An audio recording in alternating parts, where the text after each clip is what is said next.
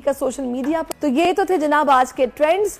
अब आ जाते हैं जनाब कल की सबसे अहम खबर, जिस पर आज भी बात होगी और कल भी बात होगी, क्योंकि 3 रोजा दौरा है नायब वज़ीर आज़म चीन का और पाक चीन दोस्ती का नया बाब रकम हो गया है। सीपैक की 10 साला तकरीबात में शिरकत के लिए चीनी नायब वज़ीर आज़म का 3 रोजा खुसूसी दौरा पाकिस्तान जारी है। दो तरफा इक़्तिसादी ताउन के मजीद फरोग के लिए 6 मुआहदों पर दस्तखत किए गए हैं। वज़ीर आज़म शहबाज शरीफ और चीनी नायब वज़ीर आज़म की 1-on-1 मुलाकात हुई है।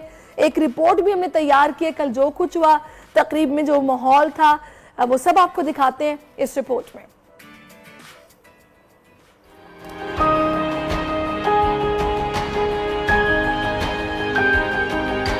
पाक चीन दोस्ती नई राहों पर, सीपैक मंसूबे की 10वीं सालगिरह, दोनों ममालिक में जश्न का समा। चीन के नायब वज़ीर आज़म का पाकिस्तान का तारीखी दौरा, दोनों ममालिक का दो तरफा इक़्तिसादी ताउन के मजीद फ़रोग़ का अज़्म। रेल मंसूबे ML1 समेत मुफ़ाहमत की 6 यादाश्तों पर दस्तखत किए गए। वज़ीर-ए-आज़म शहबाज शरीफ और चीनी नायब वज़ीर-ए-आज़म की 1-on-1 मुलाकात हुई। दोस्त ममालिक ने पाकिस्तान के मुआशी तरक्की में मुस्तकिल ताउन की यकीन दहानी करवा दी। वज़ीर-ए-आज़म और चीनी नायब वज़ीर-ए-आज़म ने वफ्द समेत कन्वेंशन सेंटर में मुनअक़िदा खुसूसी तकरीब में शिरकत की। चीनी नायब वज़ीर-ए-आज़म ने पाकिस्तान में सरमायाकारी बढ़ाने का ऐलान किया।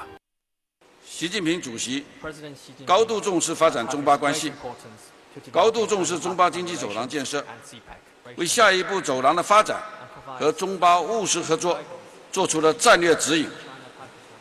中方愿意同巴方一道。ऐवान सदर में मुनाकिदा तकरीब में चीन के नायब वज़ीर आज़म को हिलाले पाकिस्तान से नवाजा गया। चीनी नायब वज़ीर आज़म दौरा मुकम्मल करके आज अपने वतन रवाना होंगे।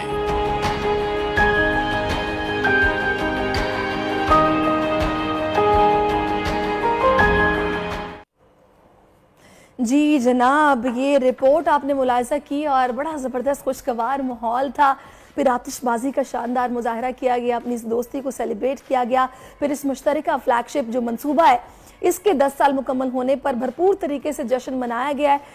और इसी पर बात करने के लिए इस वक्त हमें साबिक सफ़ीर हैं डॉक्टर जमील अहमद खान साहब, वो ज्वाइन कर चुके हैं। डॉक्टर साहब, बहुत शुक्रिया आपके वक्त का।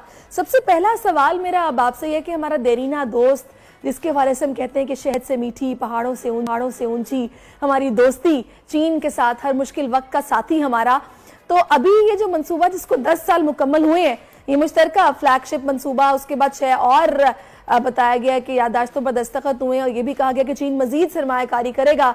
अभी जो सिचुएशन है हालिया, किन नई जहतों का आगाज हो रहा है, कितनी मजीद समझे अब तकवीयत मिल रही है इन याददाश्तों से या फिर इन आपस के मुआहदों से पाक चीन दोस्ती को? हमारे ताल्लुकात और ये मुआहदात, इसके समरात ये आगे बढ़ते जा रहे हैं और इसमें कोई अचंभे की बात नहीं है। जो दुनिया का इस वक्त मंजरनामा चल रहा है, उस मंजरनामे में ये रिलेशन हमारे तो खैर पहले से भी शहद से मीठी, फौलाद से मजबूत और समंदरों से गहरी है, इसमें कोई शक नहीं। चाइना ने हमें न सिर्फ माशी तौर पर सीपैक के हवाले से और वैसे, बल्कि चाइना ने हमें जो इंटरनेशनल पॉलिटिकल सिनारियो है उसमें मदद करता रहा है, इंक्लूडिंग वीटो करता रहा है। कुछ ऐसे मामला जो भारत सिक्योरिटी काउंसिल में लेके जाता था हमारे मफाद के खिलाफ, उसे भी चाइना ने हमारी मदद की है उसमें और हर मोड़ पर मदद की है उस हवाले से तो यकीनन। लेकिन हमें ये भी जानना चाहिए कि प्राइम मिनिस्टर पाकिस्तान ने ये अपने ट्वीट में ही बयान कर दिया जिस दिन पहुंचे हैं कि ये विन विन किस्म की हमारी कोऑपरेशन है और कोलैबोरेशन है, जिसमें हमारे ताल्लुकात तो मजबूत होते रहे हैं, लेकिन दोनों मुल्कों के, इसका मतलब है म्यूचुअल मफाद इससे में रहा है।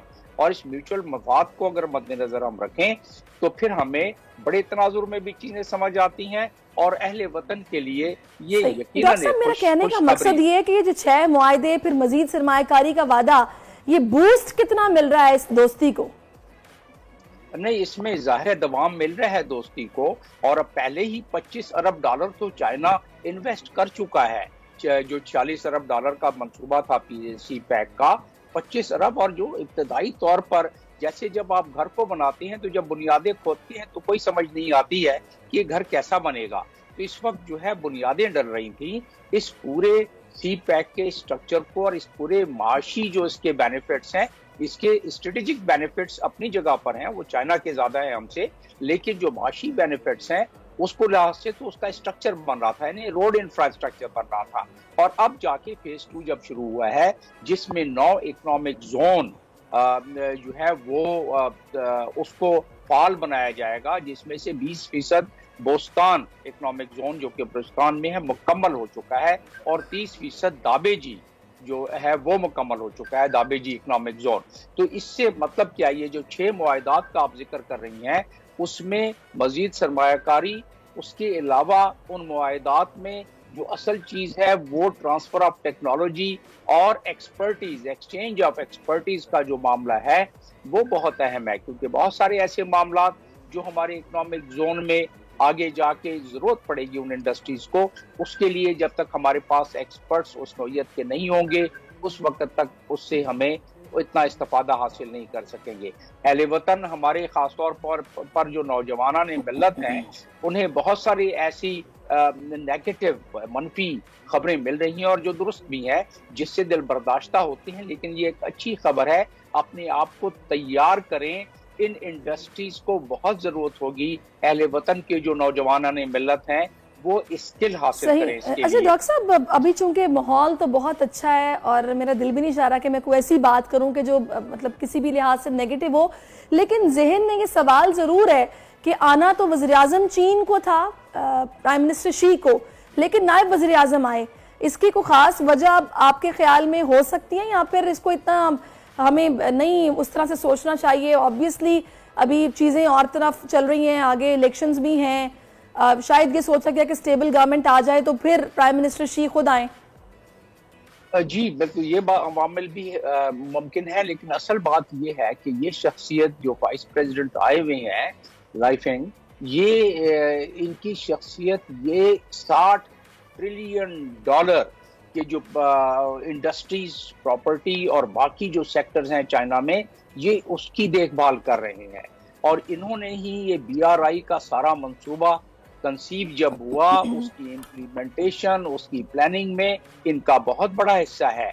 ये वाइस प्राइम मिनिस्टर साहब, ये इसके साथ साथ जो राइट हैंड मैन हैं प्रेसिडेंट के शीपिंग के, और साथ ही ये डायरेक्टर हैं उनके सेंट्रल कम्युनिस्ट पार्टी के डायरेक्टर हैं, और उसकी अहमियत किसी और मेंबर से सबसे ज्यादा है, और खुद भी ये वाइस प्राइम मिनिस्टर हैं। तो ये आपके सवाल का मुख्तसर जवाब कि ये राहें हमवार कर रहा है, और मेरे तखमीने के मुताबिक शी पिंग प्रेसिडेंट भी जल्द ही विजिट करेंगे, क्योंकि जो इस वक्त मंजरनामा चल रहा है खित्ते में, उस मंजरनामे में मुझे बिल्कुल वाज़ेह नजर आ रहा है कि शी पिंग आएंगे और वो हमारे पास विजिट अनकरीब करेंगे। लेकिन ये शख्स एक ऐसा शख्सियत है, ये prime minister, vice prime minister, कि उनके रिकमेंडेशन पे आगे सारी चीजों, ये BRI का $4 ट्रिलियन का प्रोजेक्ट है।